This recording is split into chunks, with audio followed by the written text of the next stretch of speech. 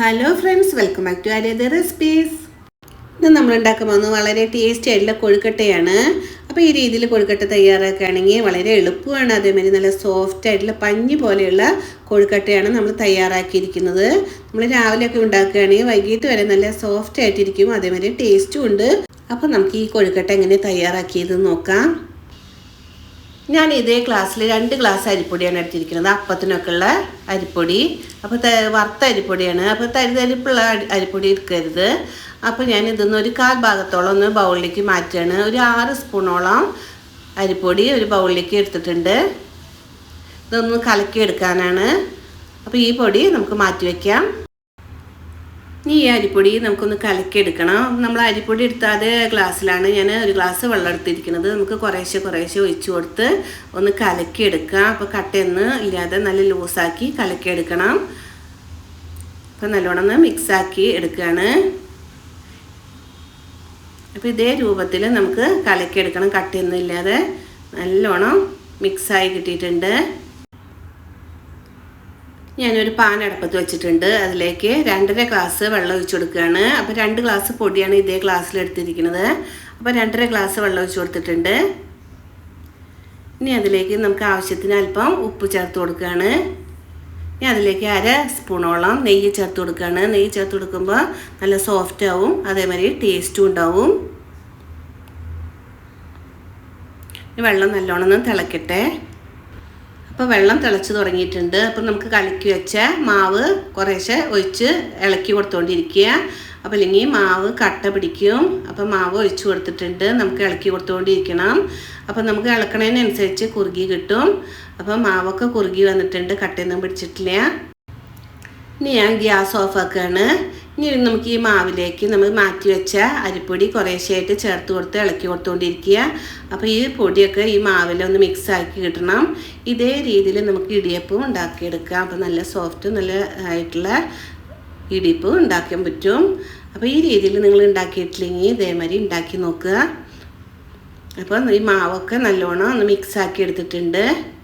ഈ മാവിലേക്ക് ഈ പൊടികളൊക്കെ നല്ലോണം മിക്സായി വന്നിട്ടുണ്ട്. ഇനി നമുക്ക് ഇതൊരു 10 മിനിറ്റ് ഒന്ന് അടച്ച് വെക്കാം ഈ ആവിയിൽ. ഇപ്പോൾ തന്നെ നല്ല സോഫ്റ്റ് ആയിട്ടുണ്ട്. അപ്പോൾ ഈ ആവിയിൽ ഇരുന്ന് ഒന്നും കൂടി സോഫ്റ്റായി കിട്ടും. അപ്പോൾ നമുക്ക് ഈ നേരം കൊണ്ട് നമുക്ക് ശർക്കര പാനി തയ്യാറാക്കാം. അപ്പോൾ നമ്മൾ കുഴച്ച് വെച്ചിട്ടുള്ള ഈ മാവ് ഞാനൊരു പാത്രത്തിലേക്ക് മാറ്റുന്നുണ്ട്. നമുക്ക് ചൂടാറിയ ശേഷം നല്ലോണം ഒന്ന് കുഴച്ചെടുക്കാം. ഇപ്പോൾ ചെറിയ ചൂടുണ്ട്. ഇപ്പോൾ നല്ല സോഫ്റ്റ് ആയിട്ടുണ്ട്.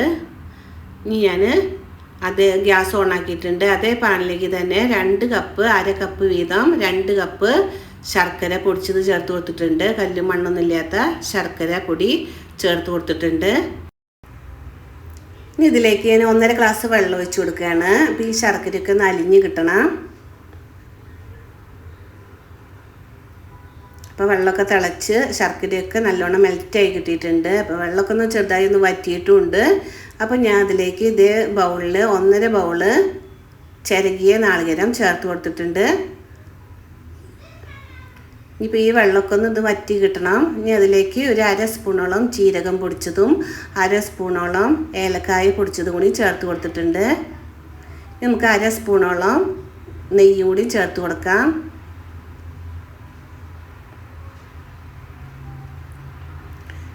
ഈ നാളികേരമൊക്കെ ഇതിൽ കിടന്നൊന്ന് കുറുകി കിട്ടട്ടെ, വെള്ളമൊക്കെ ഒന്ന് വറ്റി കിട്ടണം.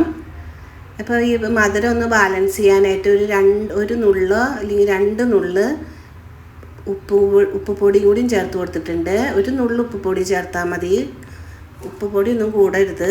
ഒരു നുള്ള് ഞാൻ മധുരം ബാലൻസ് ചെയ്യാനായിട്ട് ഇട്ട് കൊടുത്തിട്ടുണ്ട്. ഇനിയിപ്പോൾ വെള്ളമൊക്കെ വറ്റി വന്നിട്ടുണ്ട്.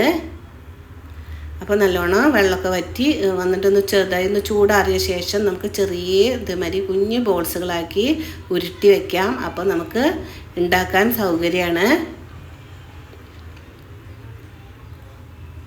അപ്പോൾ ഇതേമാതിരി ഉണ്ടകളാക്കി വെച്ചിട്ടുണ്ട്. ഇനി നമുക്ക് മാവ് ഒന്ന് കുഴച്ചെടുക്കാം. മാവ് നല്ല സോഫ്റ്റായിട്ട് കുഴച്ചെടുത്തിട്ടുണ്ട്. ഒരു ബൗളിൽ അല്പം വെള്ളം വെച്ചിട്ടുണ്ട്. ഇനി നമ്മൾ 2 കൈത്തണ്ടയിൽ അല്പം വെള്ളം നനച്ച ശേഷം നമുക്ക് ഈ കുഴച്ച് വെച്ച മാവ് ഓരോ ഉരുളകളാക്കി നമുക്ക് ഉരുട്ടിയെടുക്കാം. അപ്പോൾ കയ്യിൽ ഒട്ടി പിടിക്കില്ല, നല്ല പെർഫെക്റ്റായിട്ട് പെട്ടെന്ന് ഉണ്ടാക്കാനും പറ്റും.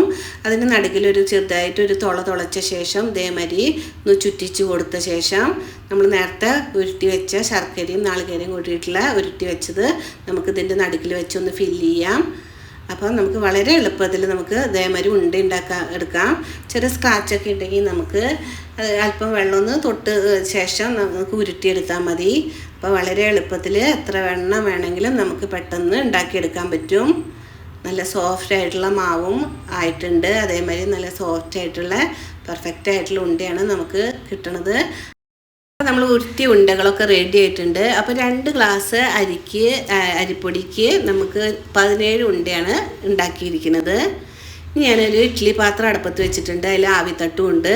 ഇനി അതിലേക്ക് ഒട്ടി പിടിക്കാതിരിക്കാൻ അല്പം വെളിച്ചെണ്ണയോ അല്ലെങ്കിൽ നെയ്യോ ഒന്ന് തേച്ച് കൊടുക്കാം. ഞാൻ അല്പം നെയ്യൊന്ന് തേച്ച് കൊടുത്തിട്ടുണ്ട്. അപ്പോൾ നമുക്ക് ഒട്ടി പിടിക്കാതെയും പെട്ടെന്ന് എടുക്കാനും എളുപ്പമാണ്. അപ്പോൾ നമ്മുടെ ഓരോ ഉരുട്ടി വെച്ച ഉണ്ടകളും വെച്ച് കൊടുക്കാം. അപ്പോൾ ഈ രീതിയിൽ നിങ്ങൾ ഉണ്ടാക്കിയിട്ടില്ലെങ്കിൽ ഉണ്ടാക്കി നോക്കുക. നിങ്ങൾക്ക് ഈ വീഡിയോ ഇഷ്ടപ്പെടുകയാണെങ്കിൽ നിങ്ങളെല്ലാവരും ലൈക്ക് ചെയ്യാനും നിങ്ങളുടെ അഭിപ്രായങ്ങൾ കമൻറ്റ് ചെയ്യാനും അറിയിക്കണം. ആദ്യമായി കാണുന്നവരൊന്ന് സബ്സ്ക്രൈബ് ചെയ്തിട്ട് ഒന്ന് സപ്പോർട്ടും കൂടി ചെയ്യണേ. ഇനി നമുക്കൊരു 15 മിനിറ്റ് ഒന്ന് ആവിയിലൊന്ന് വേവിച്ചെടുക്കാം. അപ്പോൾ 15 മിനിറ്റ് കഴിഞ്ഞ ശേഷം ഒന്ന് തുറന്ന് നോക്കുകയാണ്. അപ്പോൾ നമ്മുടെ കൊഴുക്കട്ട ഉണ്ടകളൊക്കെ റെഡി ആയിട്ടുണ്ട്.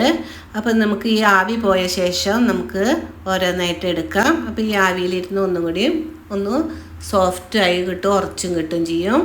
അപ്പോൾ നമ്മുടെ ഉണ്ടകളൊക്കെ നല്ല പെർഫെക്റ്റ് കൊഴുക്കട്ട ആയിട്ട് കിട്ടിയിട്ടുണ്ട്. അപ്പോൾ ഈ രീതിയിൽ നിങ്ങൾ കൊഴുക്കട്ട ഉണ്ടാക്കിയിട്ടില്ലെങ്കിൽ എല്ലാവരും ഉണ്ടാക്കി നോക്കുക. അപ്പോൾ വളരെ ടേസ്റ്റും സോഫ്റ്റ് ആയിട്ടുള്ള കൊഴുക്കട്ട റെഡി ആയിട്ടുണ്ട്. അപ്പോൾ വീഡിയോയ്ക്ക് നിങ്ങൾ ഇഷ്ടപ്പെടുകയാണെങ്കിൽ നിങ്ങൾ ലൈക്ക് ചെയ്യാനും കമൻറ്റ് ചെയ്യാനും മറക്കരുതേ. അപ്പോൾ നെക്സ്റ്റ് വീഡിയോയിലൂടെ കാണാം. Thanks for watching.